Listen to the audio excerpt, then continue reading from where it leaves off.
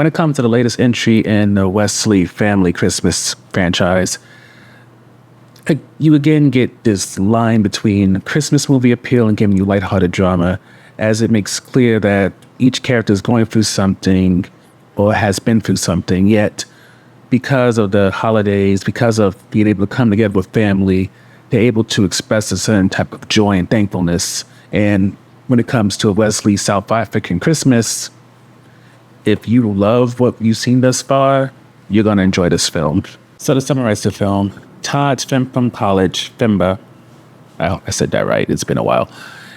Those two have been talking with creating a partnership between their families, tech companies, and a deal could be put in place, but unfortunately, Femba's older sister, Googie, she puts a pin in that agreement with the original reason that she names being that she doesn't know Todd or his family. So to fix this problem, Femba invites Todd's family to South Africa for Christmas, which means his parents, siblings, his wife, one of his cousins who's a world trotter, and of course extended family in terms of Marcus and Aunt Will. And while most of the families having a good time, between the two families that is, Google seems to not want the deal, and it seems to be an uphill battle to convince her otherwise.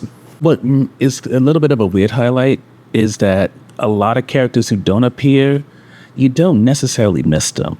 I mean, just to name them off, Chris is talked about, but he doesn't appear. His twin girls don't show up. Sydney doesn't appear. Diana doesn't appear. Jerome, he makes a phone call in, but that's about it. And you may think that with missing all these original characters, it'll cause a problem, but one of the things that you'll notice and is on the fence topic is this is a pretty big cast or ensemble, so you don't miss all these extra characters because where we left off with them was fine. So you're not necessarily wishing or even thinking about, unless you've watched the last two movies before this one, what came next for them. Instead, you're more so focused on what's happening with the people who are actually here. With that said, as seen in the previous movies, every character is given at least one type of arc, purpose, storyline, something they can give to the audience. And it could be anything between Chris's wife Trina and Temba's wife Lorado, who's talking about fertility, becoming a mom, and the issues that came with postpartum. There is characters, of course, worrying about being sick because, characters are getting up in their age.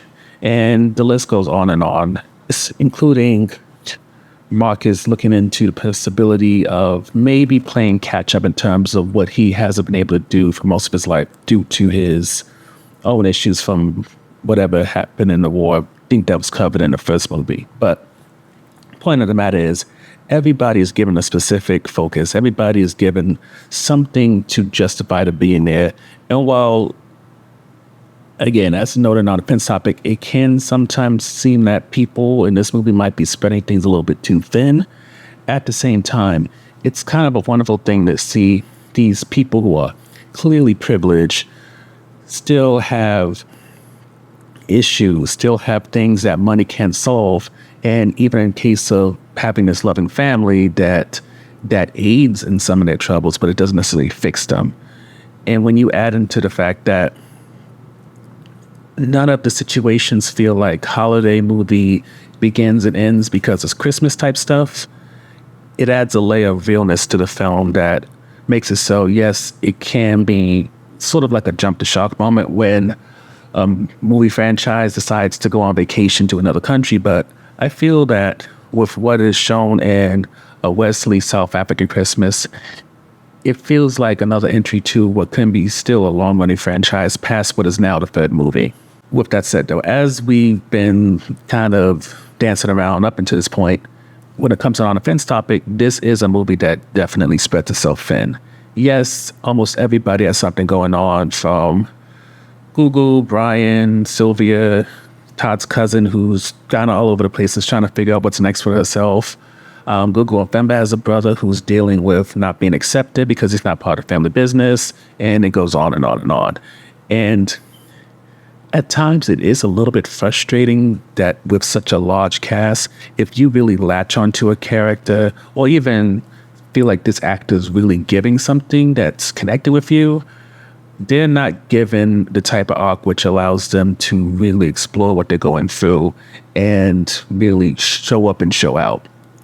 It's one of those things where, sort of like, I don't even want to compare it to like Game of Thrones or something like that, because that really took time to like explore and develop characters. But I feel like for each character, it is done just enough, and depending on, well, how you feel again about certain characters, storylines, or what they're going through, it may feel like it's enough to justify that actor to be part of this movie and definitely give them maybe a moment to shine, but it may not be enough if you really want to see the full-blown effect of, for example, Marcus and Glow maybe starting a family despite their ages, or a situation where one of the parents may possibly have some type of cancer, and there's a lot of situations where it just feels like if there were less characters in this film, it would allow for so much more to be given. But it is, after all, a holiday movie. So